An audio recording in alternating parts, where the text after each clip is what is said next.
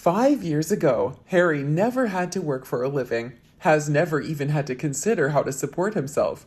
Thanks to Buckingham Palace PR and his reputation as the sweet, defenseless son of Saint Diana, has been loved by the public since infancy. He is widely renowned, yet is seldom criticized, and any mistakes are excused as adolescent pranks. He has dependable friends, a loving though occasionally bumbling father, and a big brother who watches out for him. He has the greatest security Britain has to offer to protect him. He is able to go to any place at any moment. 5 years ago, Meghan finds herself overnight at the height of stardom, has risen to become Duchess of Sussex from a small cable actress, is set to be able to meet any celebrity she wants, support any cause she wants, instantly become famous for up-and-coming designers, wear precious diamonds, and live a life of first-class luxury. Every publication features her on the cover, and she is constantly lauded and cherished.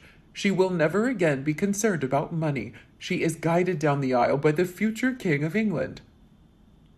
Harry today. His family has a chilly connection with him because he abandoned them for money. Most people in Britain despise and make fun of him.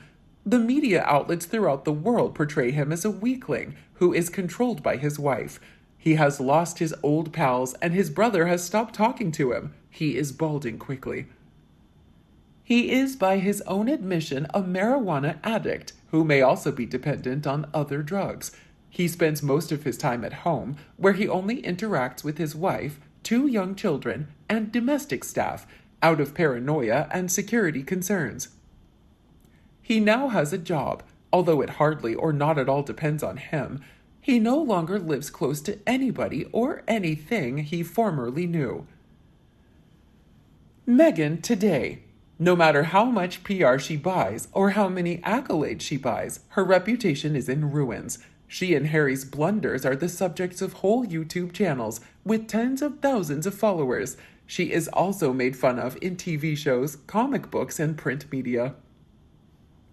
Both Harry's family and her own, with the exception of Doria, hate her. Suing her is her sister. She attempts several ventures, but they're all failures. She invited A-list celebs to her wedding, but they are not interested in her or Harry. Although she longed to be in California again, she is now much more alone than before. Everything was theirs. They discarded it. Who is at fault? Of course, each other. If they didn't, it would be a miracle, and it would be simple to figure out why.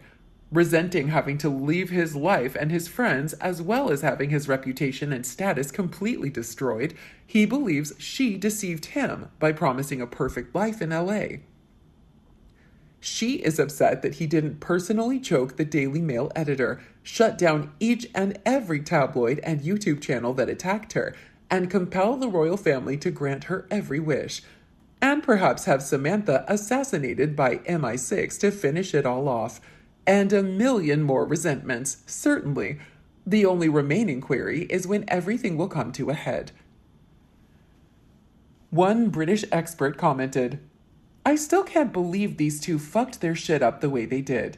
It literally boggles my mind. All they had to do was keep their mouths shut and serve the crown.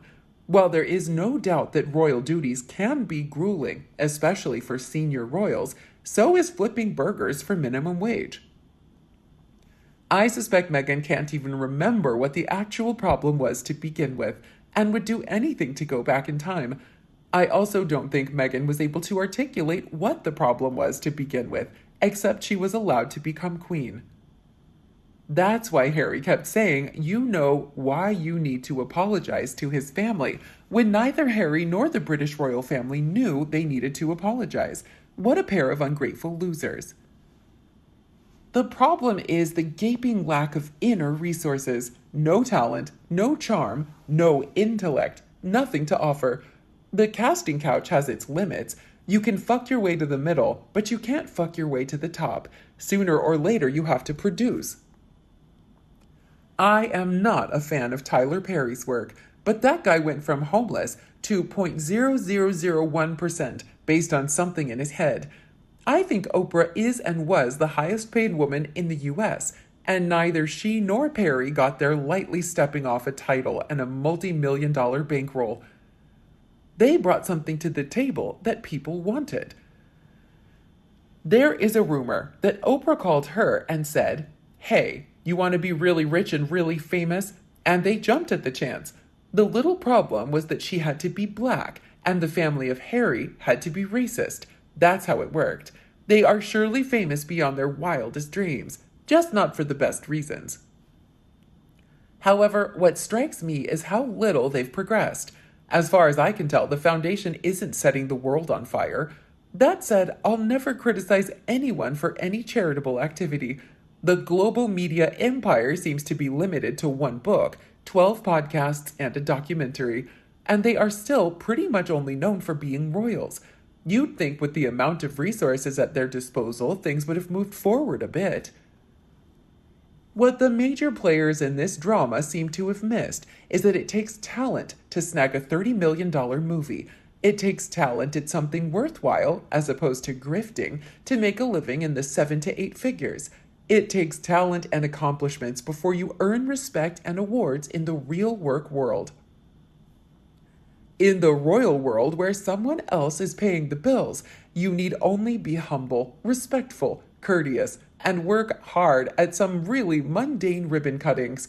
They mistook the adulations of the British public as being for them personally, as opposed to the image of a Hollywood actress giving it all up for them. That adulation turned into condemnation when the truth came out. What is the end for Harry and Meghan after 5 years together? One insider said, "Unlike a lot of people here, I think they will stagger on more or less together for a couple more years. Maybe they will spend more and more time apart, but apparently they are happy, claw-clutching, adoring couple in the public." But I would be very surprised if at least one of them wasn't discussed with a lawyer what would happen in a divorce. A divorce for them is going to present some huge problems. He will have to maintain a U.S. home near his children. She will stay in the Olive Garden until she decides she needs a fresh start in an event gaudier mansion. He really doesn't have to go anywhere. He's not welcome in the UK. Money will be a huge headache, although a case could be made that she's fully capable of earning a lot of money on her own. Her successful, award-winning Spotify series works against her here, plus she can land a very rich book deal. He will have to pay for her exorbitant security needs forever. What do you think about Harry and Meghan's 5-year journey?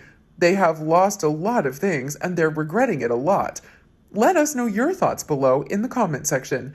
We hope you found this video helpful. Don't forget to leave a like, share, and subscribe to the channel if you like it. Thank you for watching this newsletter. See you in the next videos. Goodbye.